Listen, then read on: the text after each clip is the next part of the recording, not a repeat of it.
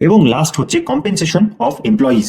Mixed ইনকামে আমরা self employed যারা, তাদের কথা আমরা জেনেছিলাম, তাদের আয়ের ব্যাপারে, ইনকামের ব্যাপারে আমরা জানলাম। এবার যারা এমপ্লয়িজ অর্থাৎ অন্যের বিজনেসে সে কাজ করছে, তারা যেই কম্পেনসেশন বা ইনকামটা পায়, সেই ইনকামের মধ্যে কিছু টাকা সে ডিরেক্টলি ক্যাশে পায়, কিছু টাকা সে কাইন্ডে পায়, যেমন হচ্ছে কোনো গিফট পেয়ে গেল, বা কোম্পানির শেয়ার তাকে দিয়ে দেওয়া হলো, বা কোম্পানির দ্বারা তাকে ঘর দিয়ে দেওয়া হলো, গাড়ি দিয়ে দেওয়া হলো। তো এগুলো হচ্ছে নন ক্যাশ পেমেন্টস।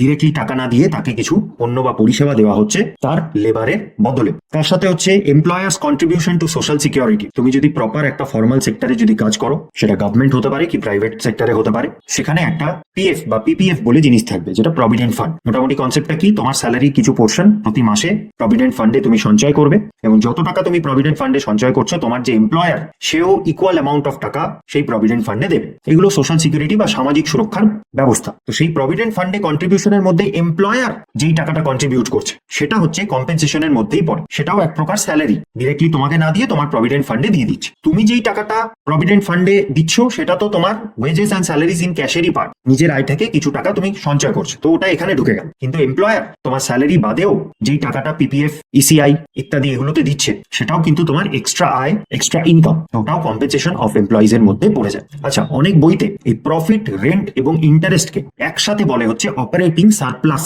বা ওএস। তো কোথাও যদি এই অপারেটিং সারপ্লাস টার্মটা দেখো, বুঝবে তার মানে হচ্ছে প্রফিট, রেন্ট এবং ইন্টারেস্টকে একসাথে বোঝানো হচ্ছে।